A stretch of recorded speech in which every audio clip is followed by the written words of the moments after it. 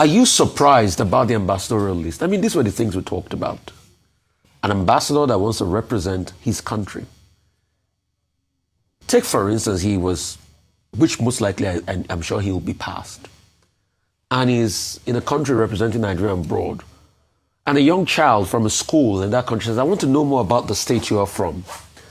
And please, Ambassador, can you tell us some of the senators in your state?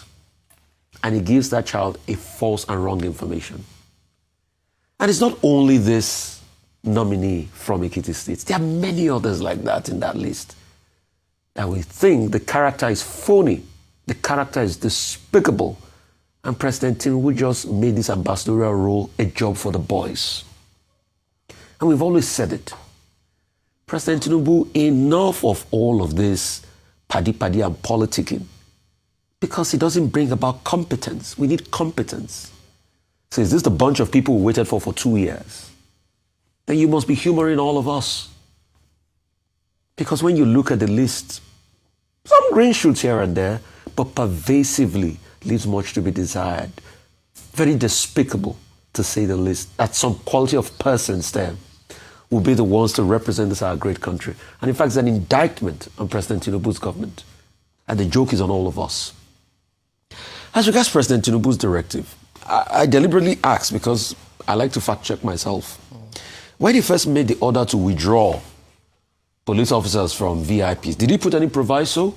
Dr. Bati, you told me no.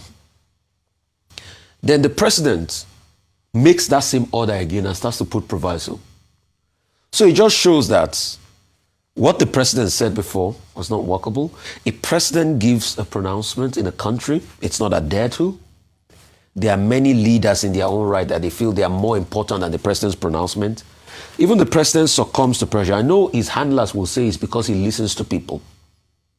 But if the handlers say because he listens to people, the proviso I will also put to the handler is that didn't he think through the decision at first before he made it?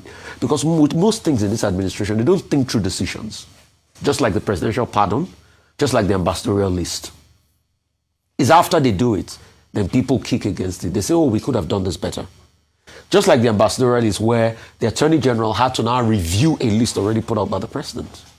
So now, the president has started reviewing his own, giving a proviso saying, we should go and meet the IG to clear with him. How shambolic. Because for what it's worth, everybody will have a reason to still have police guards with them, and they will give the IG some cock-a-bull story, and he's going to make concessions. Take, for instance, we're joking, we're having satire at full blast yesterday about the president's son. I don't think they're going to take a lot of the guards off the president's son. So it just, again, shows how decision-making process is very faulty under this administration. How we say these things because we expect better. And they are not doing better. So now that he has given the proviso, it's as good as not making the law. And you will see how everybody in the world will have a justification to meet the IG that need police protection, including ministers that use outriders. But I think the deeper part of the conversation we should ask is, how did Nigeria get to a point where everybody needs a police escort because of the level of insecurity? You hear when we're talking about airfares, that's report by Godfrey Shemoge. Yeah. And the man said, the reason why I will decide to pay over 300,000 is because what's the cost? If you drive on the roads to do or your Christmas, and they kidnap you on the road, you pay millions and you might still lose your life.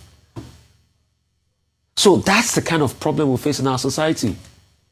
And we can blame all the airlines all we want, but what about the taxes by the government? Has the government helped to cushion effect? Minister Kiyamo was saying something. He said, yes, the system had been deregulated since the 90s. People can bring in their airline. Yes, but what about the heavy taxes that the government control? But I also remember at a point in this country, former CBN Governor Emefiele, when the prices of air tickets went up, he cushioned the effect by bringing in aviation fuel at a subsidized rate for the airline companies that reduced the prices. So what is the government giving us this in return? So it was obvious now that about a year ago when the government did the free bus scheme, it was just to, make the people like them. Because when people are groaning from the hardship and disaster, someone will have asked, where is that scheme now to help the people? But the other question you stretch it to be is that was the scheme even effective in the first place? Didn't we see shenanigans across board? So as it is with every government, and you see that's all of this I'm analyzing today is why people have mistrust. When the government says anything, people don't believe it. And real quickly, the CBN conundrum is another thing I want them to look into that was enunciated in the House. We need to be able to see through that CBN conundrum.